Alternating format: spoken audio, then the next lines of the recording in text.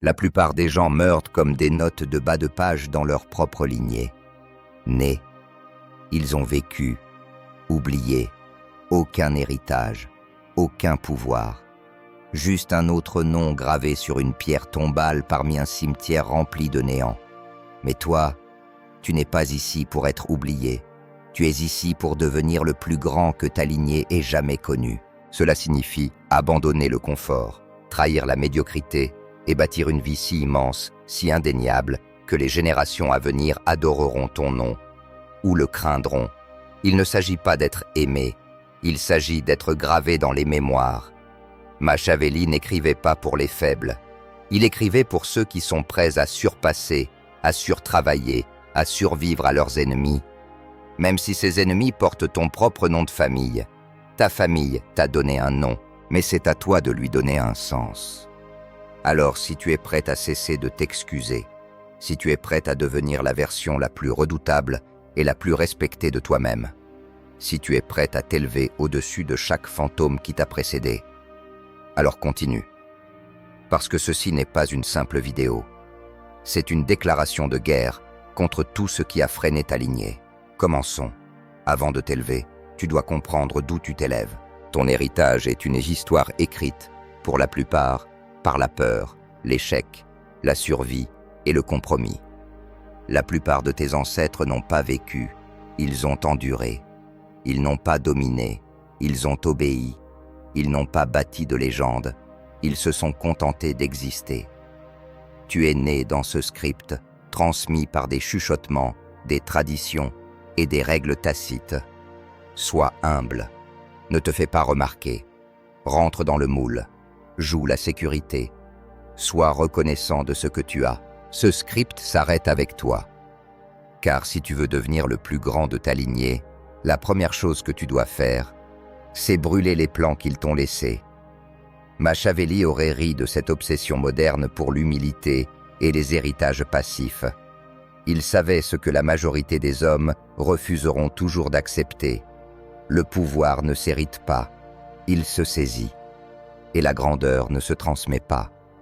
Elle se prend, elle se mérite, elle se forge dans le sang, la trahison et une ambition sans relâche. Étape 1. Étudie ton origine, sans pitié. Avant de conquérir, un général étudie le terrain. Ton terrain, c'est l'histoire de ta famille. Pas pour l'admirer, mais pour la disséquer. Demande-toi, où ont-ils abandonné trop tôt? Où ont-ils choisi la sécurité plutôt que la grandeur? Qui, dans ta lignée, a vécu avec un potentiel inexploité et est mort plein de regrets? Ne romantise pas tes racines. Interroge-les, débusque les faiblesses. Détruis la loyauté aveugle. Brise les chaînes émotionnelles qui les ont retenues. Et jure sur ta vie de ne jamais les transporter dans ton avenir. Étape 2. Cesse de demander la permission. La plupart des gens attendent inconsciemment l'approbation de leurs parents, de leur communauté, voire de leurs ancêtres décédés. Mais personne n'est devenu grand en mendiant d'une bénédiction. Machiavelli disait « Un prince sage doit apprendre à ne pas être bon, ni obéissant, ni cet homme gentil que tout le monde loue. Il doit apprendre à être efficace, stratégique, froid quand il le faut. Tu ne deviendras pas le plus grand en étant conciliant. Tu t'élèveras au moment précis où tu décideras. Je n'ai pas besoin de leur approbation, j'ai besoin de résultats. Si cela signifie décevoir ta famille pour honorer ton futur, ainsi soit-il. Si cela signifie être incompris, traité d'arrogant, très bien. Que leurs insultes deviennent ton armure, que leur silence devienne ton carburant. Étape 3. Construis dans le silence. Surgisse avec force. Ton héritage ne se construit pas dans les discussions de groupe ou les dîners familiaux. Il se construit dans le silence. Pendant qu'ils dorment, tu planifies. Pendant qu'ils parlent, tu avances. Pendant qu'ils gaspillent des années, tu armes tes journées. Tu ne travailles pas juste pour de l'argent ou du confort. Tu bâtis un empire si puissant que ton nom de famille résonnera avec crainte ou émerveillement dans les générations futures. Et quand tu t'élèveras, ne t'explique pas. Ne demande aucune félicitation. Fais-les se demander comment tu as fait, qu'ils murmurent ton nom avec envie et incrédulité. Tu n'es pas une branche de l'arbre, tu es la foudre qui le brûle et qui plante quelque chose de terrifiant à sa place. Étape 4. Donne à ton nom un poids impérissable. Ta lignée t'a donné un nom, mais ce nom est encore vide. C'est à toi de le remplir de poids. Ajoute-y la grandeur. Attache-y le pouvoir. Insuffle-lui la peur et le respect. Que les générations futures disent « C'est lui qui a tout changé ». Que ton histoire devienne le nouveau modèle qu'ils étudient. Que ta vie devienne la ligne de fracture entre ceux qui ont vécu petit et celui qui a brisé la malédiction. La première partie s'arrête ici, mais ta transformation ne fait que commencer. Ce que tu construis n'est pas destiné aux applaudissements ni aux réseaux sociaux. C'est pour ce moment, dans quelques décennies, où quelqu'un de ta lignée se lèvera et dira « Grâce à lui, nous ne sommes plus des gens ordinaires. » N'apra, voilà ce qu'est un héritage, voilà ce qu'est le pouvoir.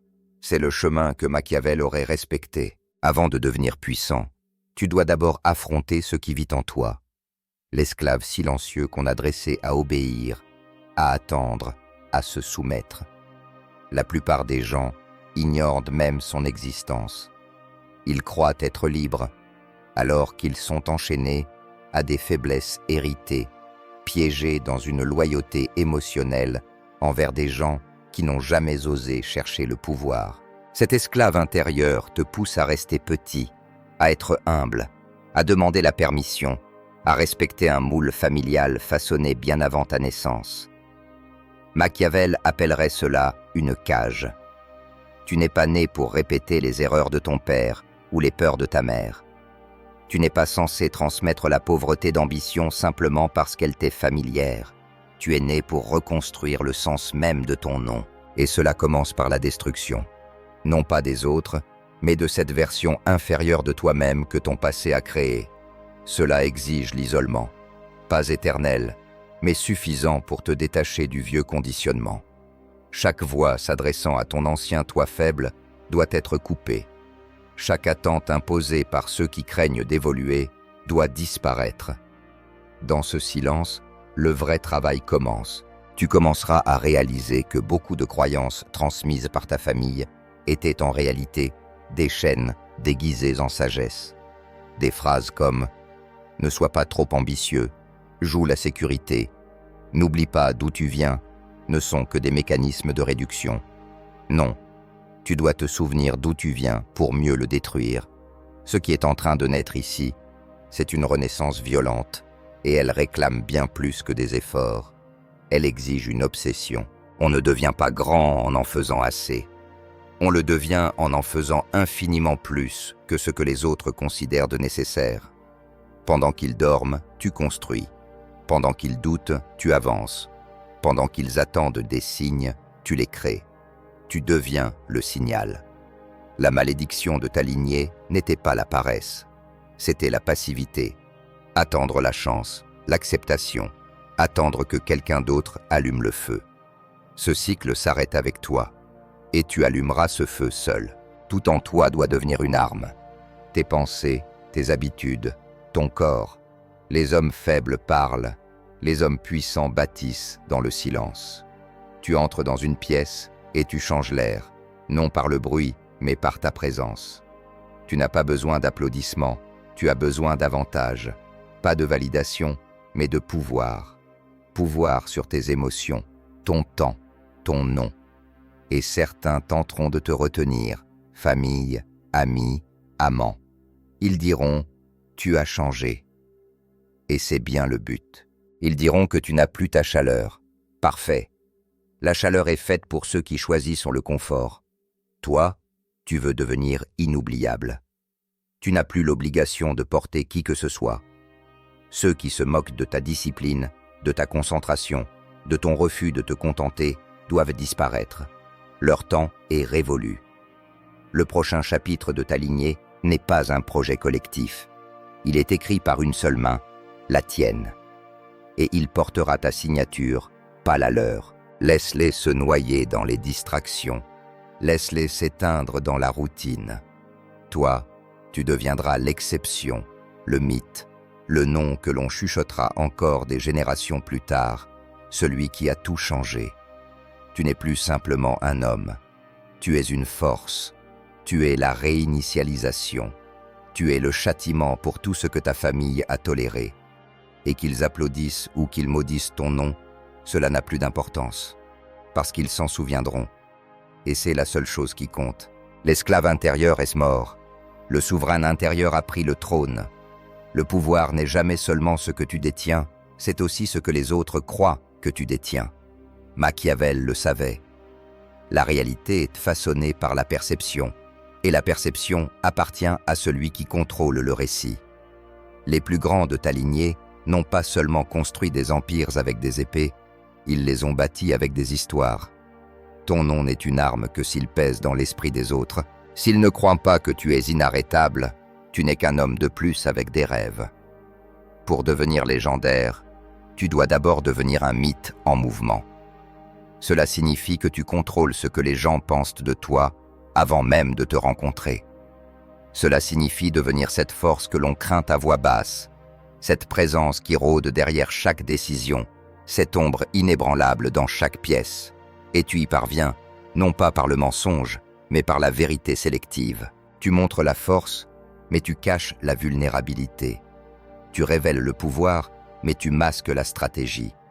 Tu avances avec assurance, même lorsque, à l'intérieur, tu calcules chaque mouvement comme un maître d'échecs.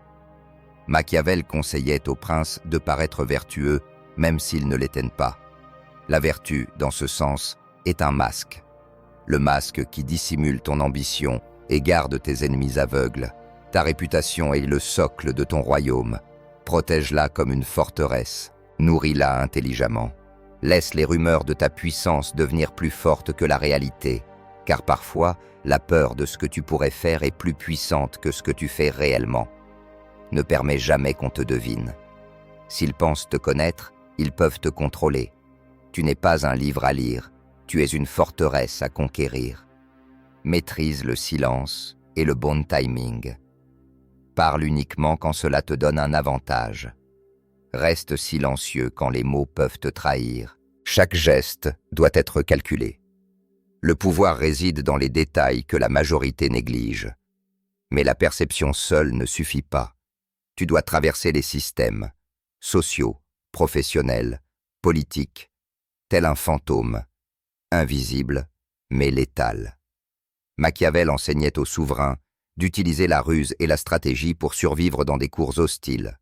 Ton champ de bataille n'est pas différent. Que ce soit dans les affaires, la famille ou la société, tu dois apprendre à naviguer les structures de pouvoir, à exploiter les failles, à forger des alliances utiles à ta vision, mais jamais au prix de ta liberté. Utilise les ambitions des autres contre eux. Que leur avidité et leur jalousie deviennent tes outils. Ne fais jamais confiance aveuglément, mais inspire la confiance. Gagne la loyauté en donnant juste assez, tout en gardant tes intentions réelles cachées. Le passé de ta lignée a peut-être été marqué par des combats ouverts et des luttes visibles. Le tien sera plus subtil, plus intelligent, infiniment plus impitoyable.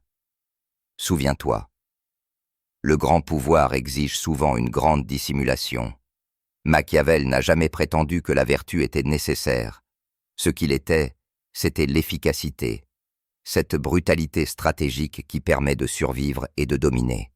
Tu devras faire ce que tes ancêtres n'auraient jamais osé imaginer, briser des règles qu'on pensait inviolables, prendre des risques que d'autres jugent trop dangereux. Et oui, tu seras incompris, tu seras craint, peut-être même détesté, parfait, car ce sont là les marques de la grandeur. Ton héritage ne s'écrit pas dans des conversations polies ni des sourires chaleureux.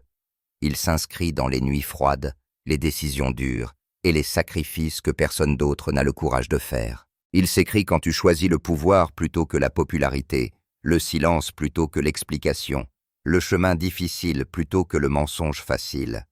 C'est ainsi que tu deviendras le plus grand que ta lignée ait jamais connu. Pas parce que c'est facile, mais parce que c'est nécessaire. Comprends bien ceci. Aucun empire, même les plus silencieux, ne se construit seul. Tu auras besoin de gens, non comme égaux, ni comme amis, mais comme outils, comme armes, comme pièces d'un jeu que tu diriges depuis l'ombre. Le pouvoir, aujourd'hui, n'est plus un trône entouré de soldats. Il est subtil, il est social, il se cache dans les alliances, les poignées de main, les regards et les conversations à huis clos. Ta guerre ne se mène pas sur un champ de bataille, mais dans les salles de réunion, les relations, les réputations, les agendas invisibles. Et pour remporter cette guerre, tu dois maîtriser l'art de la connexion impitoyable. La plupart des gens créent des liens avec l'émotion. Ils se connectent à travers la vulnérabilité, la confiance, l'illusion d'honnêteté. Toi, non. Car la vulnérabilité invite au contrôle. Et le contrôle, une fois perdu, ne se récupère jamais totalement. Tu observeras, tu analyseras. Et quand le moment sera venu, tu t'attacheras. Non par faiblesse, mais par stratégie. Chaque relation est une transaction, chaque interaction, une négociation de pouvoir, même si personne ne le dit ouvertement. Ils veulent de l'amour? Donne-leur de la loyauté. Ils veulent de la reconnaissance? Donne-leur de l'admiration. Mais jamais, ô grand jamais, ne leur donne ton noyau, ni tes pensées véritables, ni ta stratégie réelle. Ces choses-là sont sacrées, souveraines, enfermées derrière 10 couches de silence. Apparaît chaleureux, accessible, digne de confiance, mais ne le soit jamais entièrement. Machiavel écrivait qu'un prince devait savoir être à la fois homme et bête. Le renard rusé et prudent, le lion craint être respecté. Dans l'art de la connexion, tu dois incarner les deux.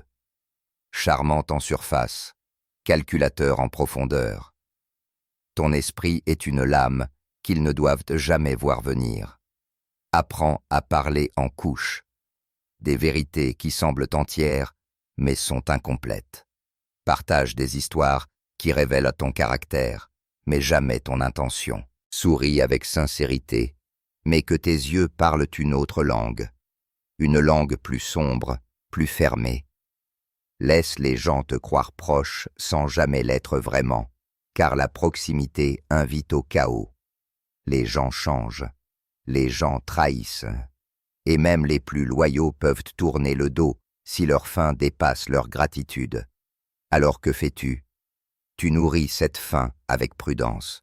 Donne-leur ce qu'ils veulent, mais par petites doses, que ton attention semble mériter, que ta validation paraisse rare.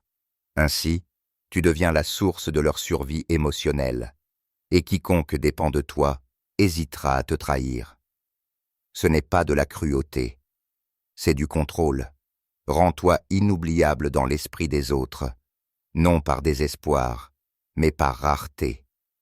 Sois la force qui n'apparaît que lorsque c'est nécessaire, présent quand ils ont besoin de toi, absent quand ils s'y attendent. Laisse-les te chercher, laisse-les s'interroger, laisse-les désirer ta présence comme de l'oxygène dans une pièce qui se referme lentement. Il y a un pouvoir immense dans le fait d'être désiré, et encore plus dans le fait d'être retenu. Utilise leurs désirs contre eux, que leurs rêves les lient à toi, que leurs peurs les maintiennent loyaux. Mais n'oublie jamais, peu importe à quel point quelqu'un semble utile, il n'est pas irremplaçable. Garde tes investissements émotionnels aussi peu profonds que le permet ta stratégie, car le jour où tu devras couper les liens, tu devras le faire sans hésiter. Si quelqu'un menace ta position, élimine-le. Si quelqu'un commence à percer tes masques, éloigne-toi. Si quelqu'un devient assez puissant pour te rivaliser, lie-le par la flatterie, enveloppe-le de respect, et si nécessaire, détruis-le avant qu'il ne frappe. C'est là la règle non dite de l'influence, dominer ou être dominé. Il n'y a pas de juste milieu. Machiavel mettait en garde contre les flatteurs, les manipulateurs, les menaces cachées sous le masque de l'amitié. Mais ce qu'il ne disait pas clairement, ce qu'il te laissait le soin de comprendre, c'est que tu dois devenir exactement cela, le manipulateur, l'architecte, la main invisible qui façonne le monde sans jamais être tenu responsable de ces changements. Voilà ce qu'est la connexion impitoyable. La capacité à façonner les gens, les mouvements, les résultats, non pas par l'autorité, mais par une précision émotionnelle. Les gens ne sauront pas pourquoi ils t'écoutent, pourquoi ils te font confiance, pourquoi ils craignent de te décevoir, mais ils le feront, parce que tu les auras étudiés mieux qu'ils ne se connaissent eux-mêmes. Tu leur auras donné des fragments de toi, jamais assez pour te piéger. Tu leur auras montré une version de toi magnétique, insaisissable, toujours à portée, mais jamais vraiment accessible. Et si la trahison arrive, et elle viendra, tu ne réagiras pas avec émotion. Tu ne supplieras pas, tu ne crieras pas. Tu frapperas, froidement, rapidement, sans remords. Parce que la trahison n'est pas une question de si, mais de quand. La plupart des gens ne trahissent pas par malveillance, mais par opportunité. Ton rôle, c'est de faire en sorte que te trahir soit plus dangereux que de rester loyal. Que chaque personne dans ton orbite ressente qu'elle a besoin de toi, mais qu'aucune ne pense te posséder. Car la possession engendre l'arrogance. Et l'arrogance est une fissure dans la fondation de ton empire. Et quand la poussière retombera, quand ton nom ne sera plus prononcé dans les pièces, une seule question subsistera. Que restera-t-il? Pas tes biens, pas les gens qui ont applaudi ta présence, seulement le poids de tes choix, l'ombre que tu as laissée. Machiavelli savait que l'héritage n'est pas une gentillesse que l'on se remémore, mais une peur que l'on respecte.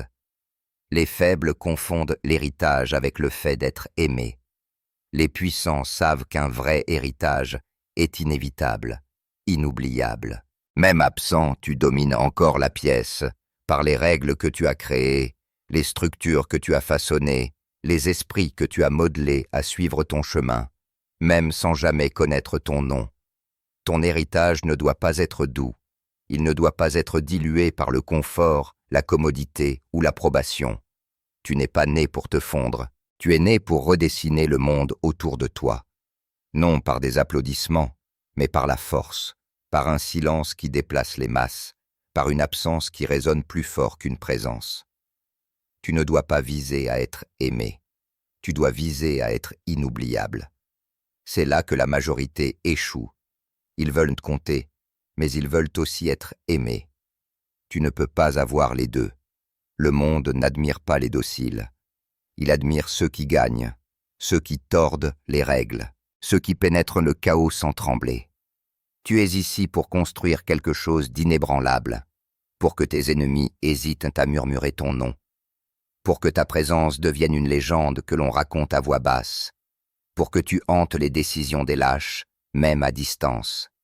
Tu dois être la force invisible derrière leurs retenues, leurs hésitations, leurs échecs.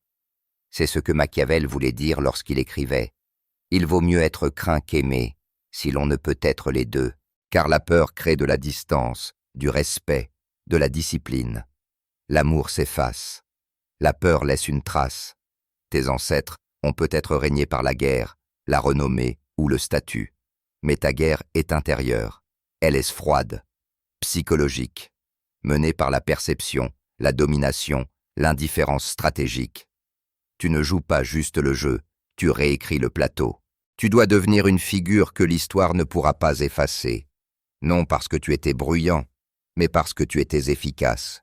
Tu dois devenir si précis, si intouchable, que tes méthodes seront étudiées, tes stratégies copiées, ton nom prononcé avec respect et ressentiment. Et oui, tu seras mal compris. Ils diront que tu es cruel, froid, trop ambitieux, trop calculateur. Laisse-les parler. Ils ne voient pas ce que tu vois. Ils ne sentent pas ce que tu ressens. Ils ne portent pas le poids d'être plus qu'un nom. Ils veulent être aimés pour leur douceur. Toi, tu veux être rappelé pour avoir tout changé. Voilà la différence. Tu ne marches pas sur leur route. Tu marches sur celle des rois, des tacticiens, des bâtisseurs de légendes. Tu dois ériger des systèmes qui te survivront, des idées qui bougeront même après toi. Tu dois modeler les gens, la culture, le silence, le temps, en armes au service de ta vision. C'est ça, un héritage. Et à quoi cela te coûtera-t-il? Tout. Tu perdras des amis, du confort, du sommeil, ton innocence, mais tu gagneras l'immortalité, celle qui compte, non dans le corps, mais dans les esprits. Tu vivras dans la peur que tu as semée, dans les systèmes que tu as créés, dans l'empire que tu as bâti, non par affection, mais par lucidité. Ce chemin n'est pas pour les tendres, il est pour les architectes du destin, pour ceux qui voient des décennies à l'avance et sont prêts à payer le prix. Tu n'es pas né pour simplement passer, tu es né pour imprimer ton empreinte. Chaque silence maîtrisé, chaque rumeur laissée courir, chaque main serrée avec les yeux grands ouverts. Tout mène à cet instant, celui où ton absence pèsera plus lourd que la présence de 1000 autres, à ce moment où ton nom ne sera plus juste une mémoire, mais une tension dans l'air, qu'ils se demandent comment tu as fait, qu'ils s'interrogent sur ta solidité, qu'ils disent que tu étais trop extrême, car la médiocrité attaque toujours ce qu'elle ne comprend pas. Et quand le monde demandera qui tu étais, qu'il n'y ait que le silence, non parce qu'il n'y a rien à dire, mais parce qu'il y en aurait trop à dire. Ta légende ne se décrit pas, elle se ressent, dans la peur, dans le respect, dans la discipline. Elle vivra dans les systèmes que tu as créés, dans la loyauté que tu as inspirée. On ne parlera pas de ta gentillesse, mais de ton tranchant, de ta capacité à bouger sans émotion, à diriger sans excuse, à dominer sans bruit. Et quand ton nom sera prononcé, il ne sera pas juste un nom. Il sera un avertissement, une norme, un signe, selon qui le prononce. Et ça, c'est un héritage.